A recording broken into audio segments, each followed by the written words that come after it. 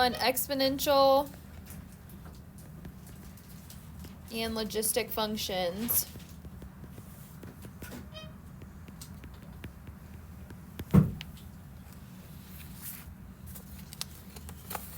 So the first problem's pretty easy. They say which of the following are exponential functions? For those that are, state the initial value and the base. For those that are not, explain why not.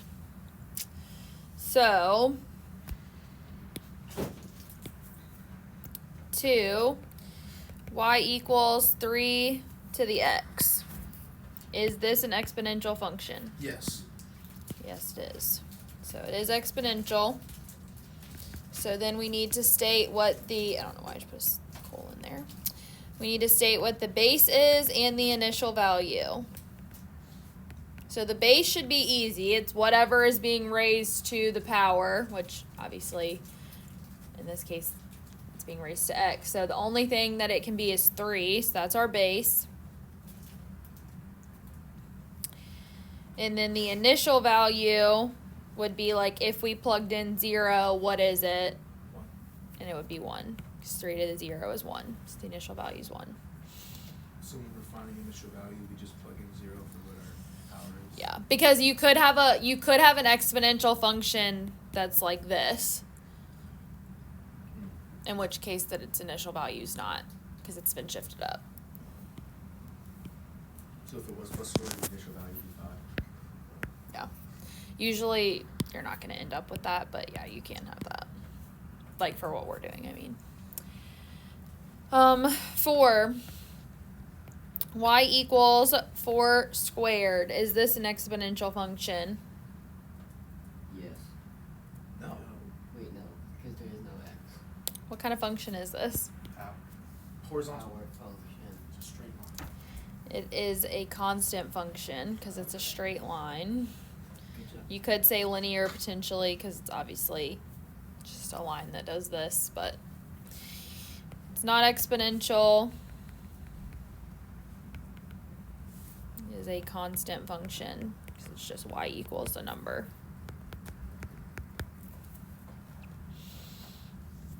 How about 6? Y equals x raised to the 1.3. Is this exponential? Yeah, no, yes. It's a power Yes. function. No, Not it's- exponential, it is a power function. Mhm. So for it to be exponential, it has to be raised to a variable. So this is just a power function.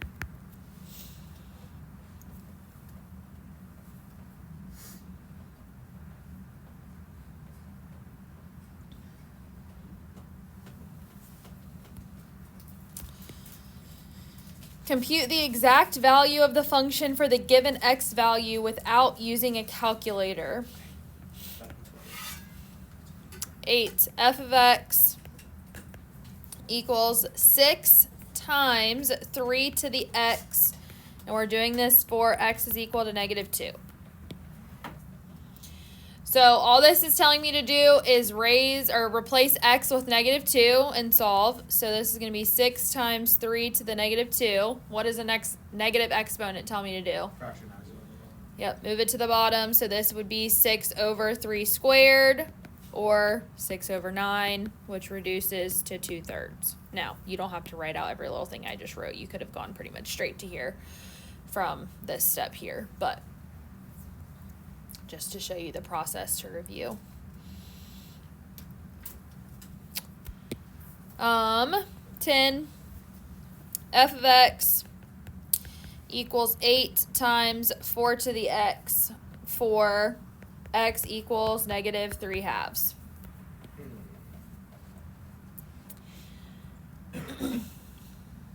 So plug this in. We've got 8 times 4 raised to the -3/2. So the negative exponent we talked about the last one, it moves it to the bottom. So this is going to be 8 over 4 to the 3/2. What does this type of an exponent, aka a fraction exponent, tell me to do? Change choose the right. That's if I'm dividing by a fraction, not a fraction exponent. It's like cubed to the square root. Yep, we're going to take the square root of the number and then we're going to cube it, and I would do it in that order because 9 99 times out of 100, it makes your life easier to do it in that order. Okay, so take the square root first. So that would essentially be 8 over 2 cubed. Okay, I'm taking the square root of that number. And then cube it, we end up with 8 over 8, which is just 1. And again, if you don't need to show all those steps for yourself, don't feel like you have to. Bless you. I'm just doing it so that we have a good review. Because sometimes when we get to the quote-unquote hard stuff, it's actually the easy stuff, the basic algebra, that kills us. So if it was like 4 to the 3 over 4, we would take the fourth root. But obviously we don't know what the fourth root of 4 is. So there's not a whole lot we can do in that situation. We would just need to rewrite it as a radical, pretty much. I mean, well, you could just leave it. They don't really care as much with the AP exam if you leave it in that. But I would at least cube it, but you're probably going to need a calculator to do those numbers because it's going to be pretty big. Why are you looking at? Now, what I would say is if it's something where you can take stuff out, so like if I gave you, say, like if we had 2 to the 3/4, or not 2 to the 3/4, 16 to the 3/4, like that, what I would do is I would take the fourth root of this first, so then it would be 2, so then you'd have 2 cubed, and then you can write it as 8. But I was trying to think if there's a bigger number I can use that would work. Let's do this, 32, just so that we can review this, breaking stuff down. So this is really telling me in terms of this, that's really what I've got going on right now. I've got the fourth root of a number being cubed. So I would see if I can break this down before I do anything else. And so like 32 is 2 and 16, 16 is 4 and 4, 2 and 2, 2 and 2. And so then I could take out a 2 and then have that, and then we can raise the whole thing like that, because you can also write it like that, and that's totally fine. It's going to give you the same answer either way. Doesn't matter which order we do it in. And so then this can now be replaced with 2 and then the fourth root of 2, and then I can cube the whole thing like that. But that's still going to give me a 2 to the 3/4, and then it'd just be an 8 on the outside. So just remember that you can break things down potentially, just depending on the situation. But don't stress about that too much. Hey, the instructions are Okay.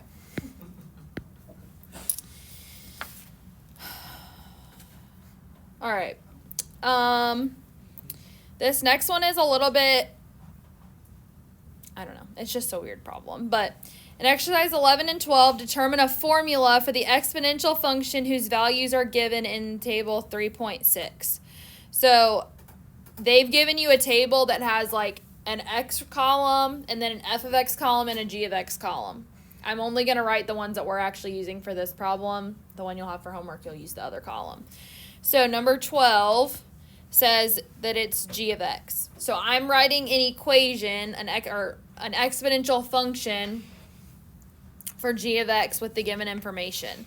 So the table that's given, I've got x and then I've got g of x. And like I said, I'm just ignoring the f of x column. I've got -2, -1, 0, 1, 2. And then I've got 108, 36, 12, 4, and 4/3. So I'm trying to write an equation for this exponential function. So we have the formula is a times b to the x. So if x is 0, that makes this 1, right? So that means that this initial value for the function to produce a 12, or for the function, to be the initial value when x is 0, the function has to be 12 according to this. So that means that a has to be 12. So this value right here is a. So I'm going to have 12 times. Now I've got to figure out, okay, what am I doing? What's being raised to a power here to produce the answers that I am getting? So I'm going to have to do a little bit, it's kind of like a puzzle. to figure it out what goes there. So I know that if I put in 1 for x, then whatever it's going to be equal to is going to be equal to 4. So I would have b to the 1, then the whole function's equal to 4. So I can divide by 12. So that's equal to 1/3. And that was raised to the first power, so I don't need to do anything. That's just b equals 1/3. So now I can rewrite my equation of a times b to the x as 12 times 1/3. And then I would put that in parentheses, raised to the x, so that we know that the 1 and the 3 are both being raised. To check that, I can plug in another number. I could plug in, say, -1. So if I plug in -1 for x, that would flip this fraction over and give me a 3 times 12, which is 36. And so right there, I can check that I've done it right. So you can use any of the other values to check. But this is technically what they're looking for. I guess I should write g of x here since that was the function that I started with. Yes? Where did we get the 4 from? From the table. The function, when x is 1, the whole function's equal to 4. So I used that to solve for the missing variable piece. So you always use the 0 value to find a, and then you'll use the other value here to find like another value to solve for b.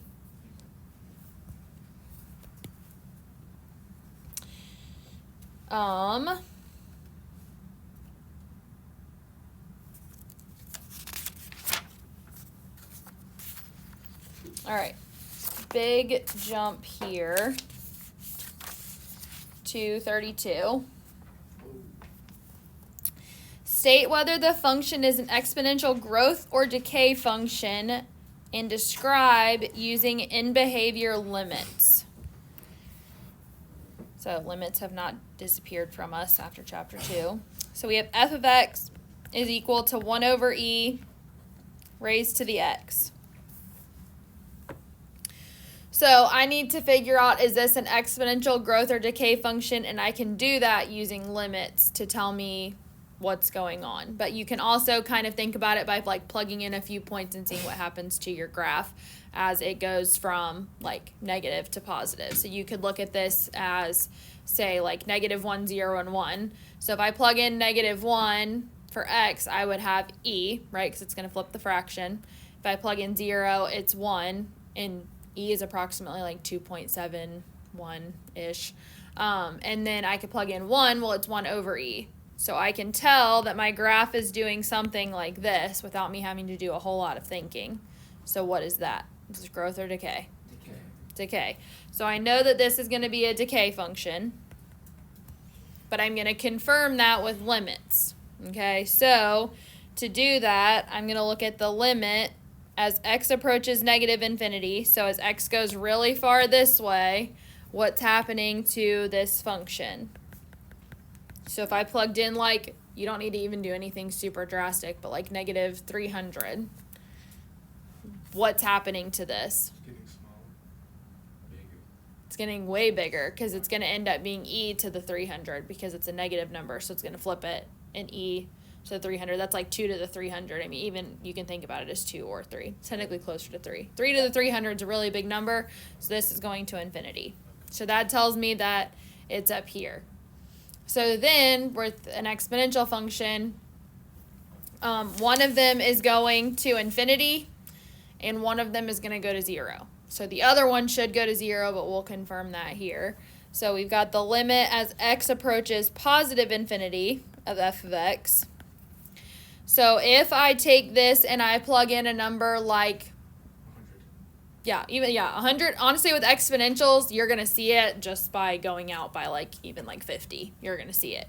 So if I plug in 100 here, I've got 1 over a really, really big number, which is close to what? 0. 0. So this one is 0. So one's going to go to infinity and one's going to go to 0. Now, if there's a negative, it's going to be reflected, and so it could be going -infinity to 0, but you're always going to have one going to 0 and then one going to either positive or negative infinity. But if you ignore the reflection, it's going to go to positive infinity. So there's always an infinity and a 0. Yep, for these limits. 34. F of x is equal to 0.75 raised to the negative x. So when I have one like this, I think it's easier to think about with fractions with what's going on, instead of trying to think about, like a decimal and what in the world is going on with the decimal. So I would probably first and foremost rewrite this as 3 over 4 raised to the negative x. But I don't really even like that there's a negative in there. So I'm actually going to flip this and make this 4 over 3 all raised to the x. Because all of those are legitimate things that I can do mathematically that are not going to, or that are not like illegal math things. Okay, and this is going to make it easier. I've got positive exponents now to think about, whatever. So, again, I can think about this. If I plug in -1, what do I get? 3 over 4. If I plug in 0, what do I get? 1. And then if I plug in 1, I get 4 over 3. So that means that this graph is doing something like this. Okay? So this is a growth function. And I like to think about it this way before I think about my limits, but you can start with limits, whatever. But the baseline way that you were taught to graph exponentials in Algebra 1 was to use 3 points and plot them. And so that's kind of the easiest way for people to think about it typically. So now I'm going to look at my two limits. So the limit as x approaches negative infinity of f of x. So if I plug in a negative whatever, what is this going to? Negative 100. What is this going to? 0. Yep, because it's flipping it to 3 over 4. You got 3 to the 100 over 4 to the 100. You're going to end up with a much bigger number on the bottom, so it's going to be getting closer and closer to 0 the more you go. Then the limit as x approaches positive infinity of f of x. Well, if I plug in 100 here, I've got 4 to the 100 over 3 to the 100. Where's that going toward? Positive infinity. So that would be what that one looks like. And that's really all you need to know as far as this section goes. There's not really anything else that you need to look at. Graphing exponentials, the easiest way is literally just to plot a couple points, and that's going to give you enough information to see what it's going to look like if you had to do it that way. But you don't really have to worry about that too much. Questions on that? Much easier than what we've been doing. All right, problems. So my thing got cut off here. 1, 3, 7, 9, 11. After you write these down. 31, 33, and 63. 63 is a multiple choice question, so I'm giving it to you. But it goes with the stuff that we're doing. It's not like just random.